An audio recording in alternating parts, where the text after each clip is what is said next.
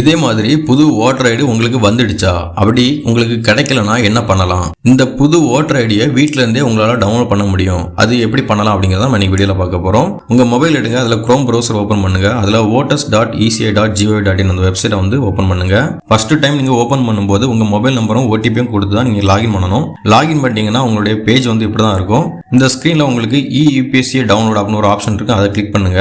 Next பேஜ்ல உங்க voter ஐடியில ஒரு நம்பர் இருக்கும், அந்த நம்பரை வந்து என்டர் பண்ணுங்க. அதுக்கப்புறம் கீழே ஸ்டேட் இருக்கும், அதையும் கொடுத்து சர்ச் கொடுத்துருங்க.